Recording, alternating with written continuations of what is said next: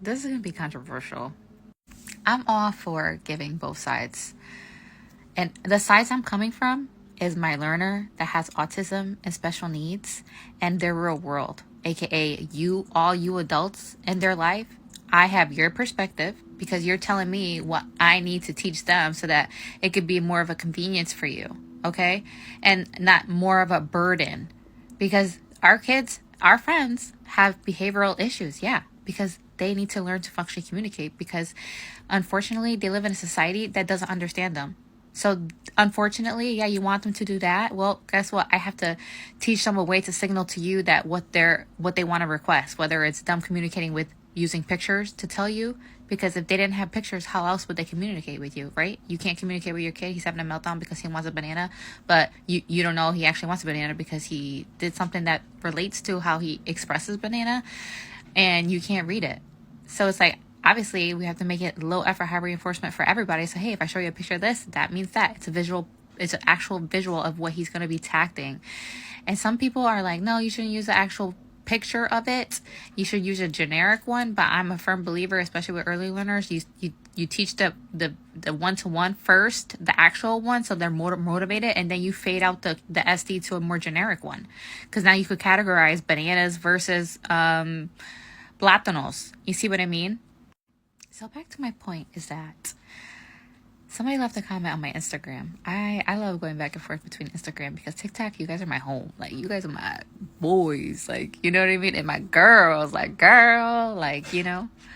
But it was about the little ABA rant about behavior and how, you know, we are actually shaping your guys' behavior, not theirs. In order to shape theirs, we have to shape ours because we're the ones reacting to them in their environment. So when we say, like, yeah, I know, like, watch these precursors, because if you don't watch them, guess what? He's going to have a meltdown. So if you can catch those precursor behaviors, those precursor behaviors are going to be step 1 and step 2 before you get to step 3 of that meltdown.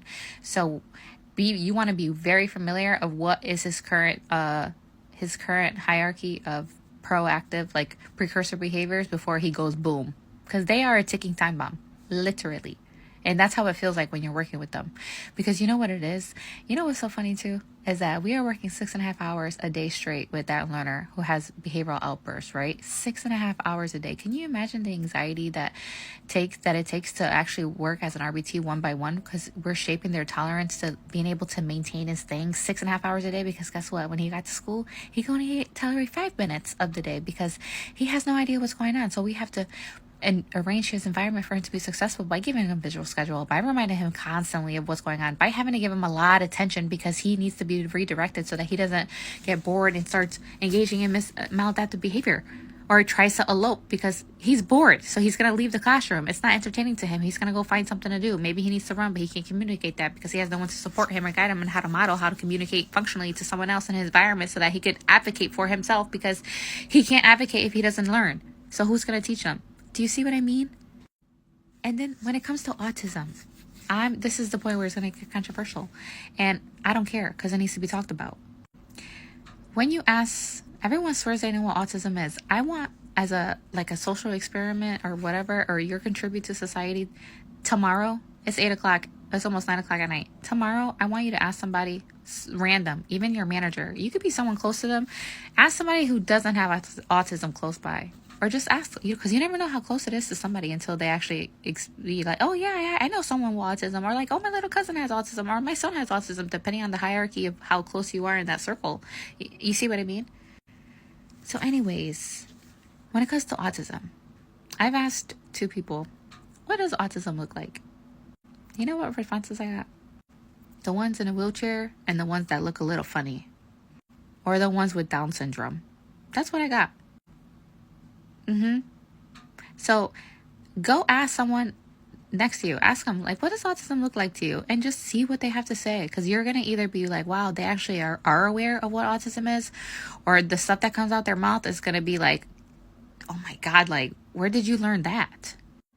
When it comes to autism, when it comes to any type of syndrome, when the baby is in the belly, you know how you do those tests to make sure, this test and to make sure everything is growing and the possibilities, because you have the option to terminate the pregnancy if you find bad news. and you don't realize that until you become pregnant, and they tell you straight up, oh, you have an option to terminate the baby. Like, they give you the option. They give you the option. If you can, it's like, hey, this is your moment to cancel your subscription, basically. Deadass, all nonchalantly, because they do it daily and it's in the regular. So they don't, the emotional piece is out the window, because it's just another person. Hey, yeah, well, we can't really measure ahead, and it's been twice, so we're getting about 25 weeks, and after that you can't really do much about it. Like, Hopewell, I'm not kidding. Okay? And parents, they make their decision. And it's like, that's why some parents that understand, and that's why you see harsh comments, and people, they'd be like, oh, why would you want, there's this girl, she has special needs, I believe she has cerebral palsy, and like, she's in a wheelchair around, like, you can tell that she has a disability, clearly. And I remember she posted when she was pregnant, and the first time I saw that, I immediately thought, like, oh my God, somebody raped her, like, because I understand working with them as a child, and I would never, ever, ever, I want to protect them from the nasty people out there. So it's like, how can this child, to me, because I work with special needs, be pregnant?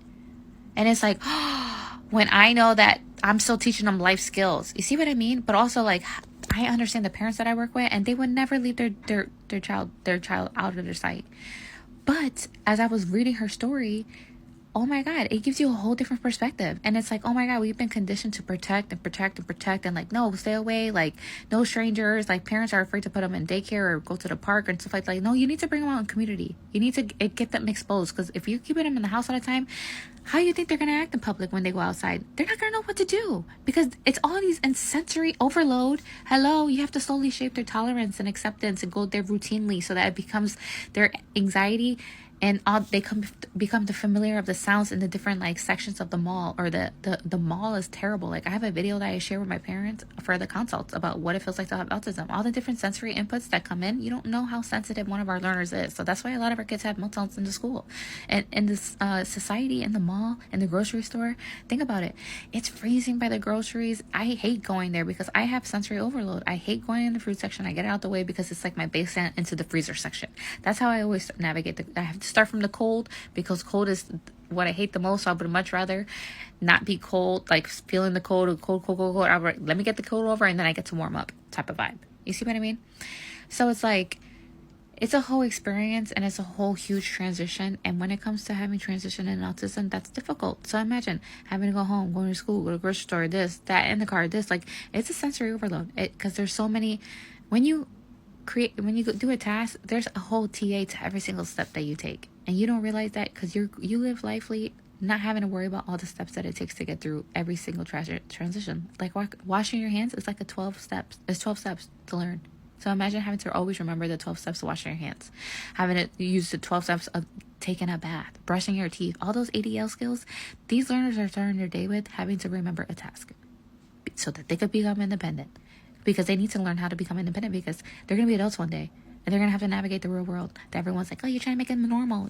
No, actually, I'm not trying to make them normal. I'm trying to make them successful in their natural environment. So they're normal. Yes, actually, I'm trying to make it for their normal to be successful in their normal. Okay. So it's like, oh, how are you going to determine if it's their normal? Well, because I'm talking to the parents, and the parents are telling me, hey, this is a part of my culture. Hey, this is how I run my house. Hey, this is how every day is going to look like. Hey, yeah, dad's going to be yelling, and the brother's going to be smacking the hockey sticks, and this and this and that. Like, oh yeah, we have chickens, and like, everyone has a different environment. Okay. Who over here has chickens in the backyard that they get to, and have a huge playground with playscapes and basketball courts and hackers, stuff like that? Okay. Do you see what I mean? Everyone has a different environment, and depending on that learner's environment, you have to teach them to be successful in that environment, because they're going to be living in that environment when you leave therapy. So it's like, yeah, let's show them where the forks and the spoons are. Let's show him how to wash his hands at his sink. Let's show him how hot the water is too hot when they take a bath. Who's thinking about that?